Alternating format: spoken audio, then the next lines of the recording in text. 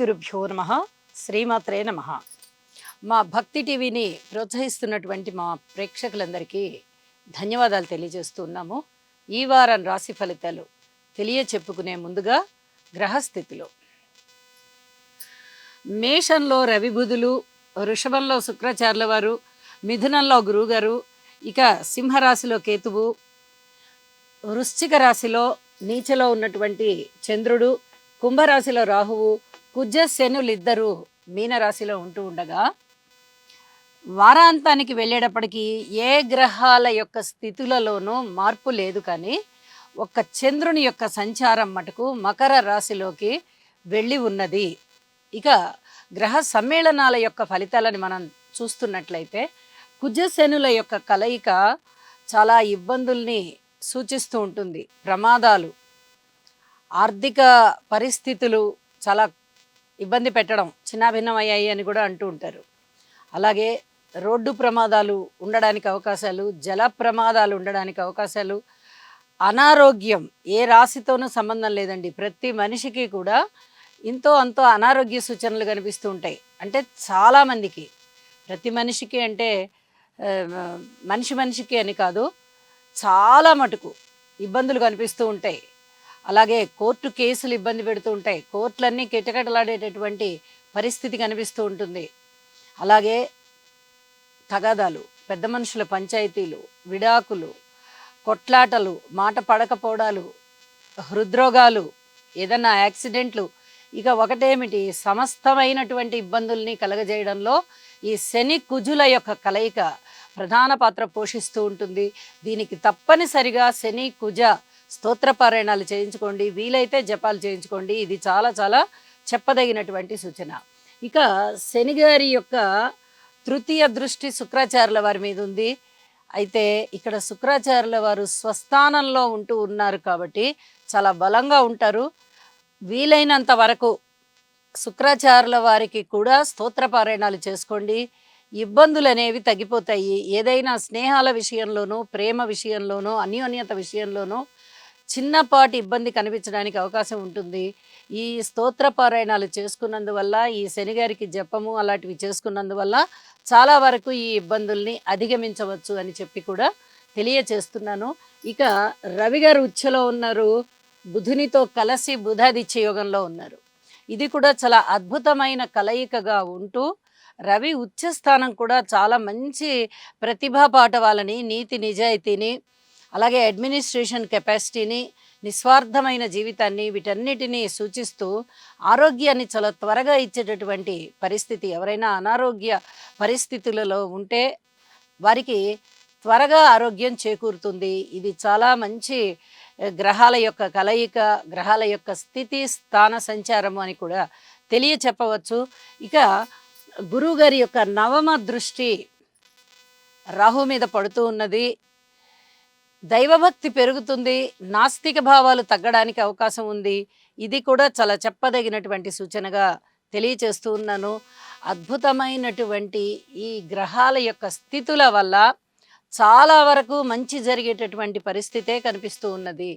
కాబట్టి ప్రతి వారు కూడా దైవధ్యానాన్ని తప్పకుండా చెయ్యండి. అలాగే చక్కగా స్తోత్ర పారాయణాలు, నవగ్రహ స్తోత్రాలు పారాయణ చేసుకోండి. చాలా వరకు మనశాంతిగా ఉంటారు అని చెప్పి తెలియచేస్తూ ఉన్నాను. ఇక రాశుల్లోకి వెళ్దాము. వృషభ రాశి.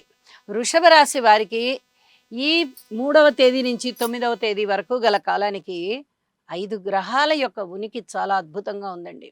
మనము చాలా వారాల నుంచి చెప్పుకుంటున్నాము చాలా బాగుంది వృషభ రాశి వారికి అని.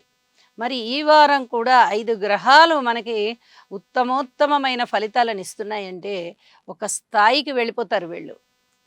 కష్టం తక్కువ, ఫలితం ఎక్కువ, అలాగే సంతృప్తి బాగా ఎక్కువ, ఎదుగుదల ఎక్కువ.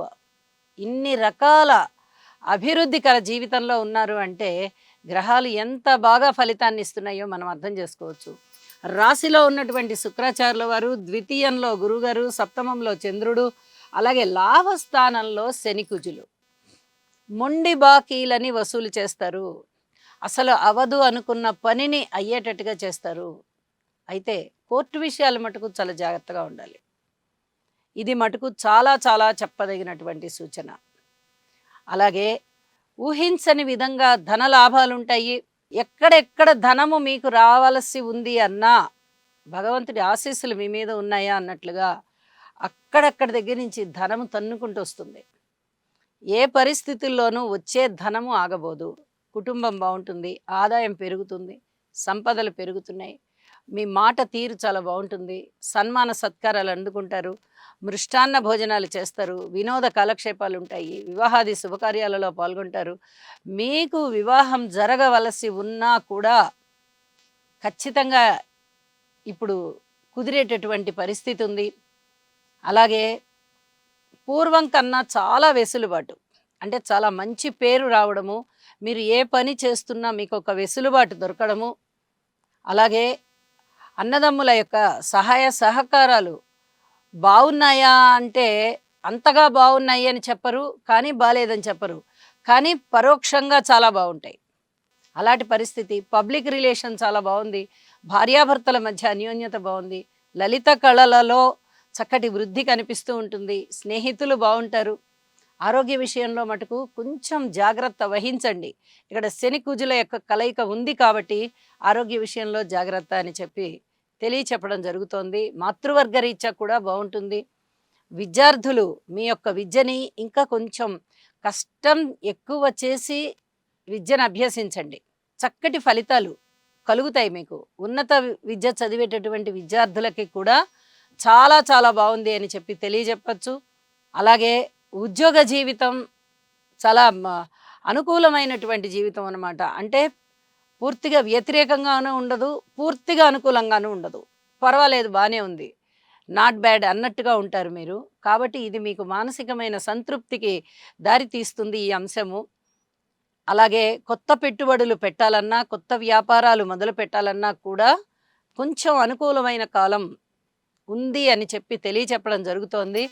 ఇక వారాంతంలోకి వెళ్ళేటప్పటికి ఇంకా అనుకూలమైన ఫలితాలు ఏమన్నా ఉన్నాయా అంటే, చంద్రుని యొక్క గమనము నవమ స్థానంలోకి వచ్చేసింది. కాబట్టి అంత పూర్తి అనుకూలము కాదు. కానీ కార్మికులు, కర్షకులు, నేత పనివారు, చేతి వృత్తుల వారు ఇత్యాది వారందరికీ కూడా ఇంకా కొంచెం ఎక్కువగా కష్టపడదాం, మనం ఇంకొంచెం డబ్బు ఎక్కువగా సంపాదిద్దాం అనేటటువంటి ఆలోచనలు బాగా ప్రబలంగా వచ్చేటటువంటి కాలం అని చెప్పి తెలియచెప్పడం జరుగుతోంది. మొత్తం మీద ఈ రాశి వారికైతే వార ప్రారంభంలో కానీ వారాంతంలో కానీ అత్యద్భుతమైన గ్రహాల యొక్క సంచారం చేత చాలా చాలా బాగుంటుంది. లలిత సహస్రనామ స్తోత్ర పారాయణ వదలకుండా చేయండి. అనుకూలమైనటువంటి ఫలితాలు మీ సొంతం. శుభం.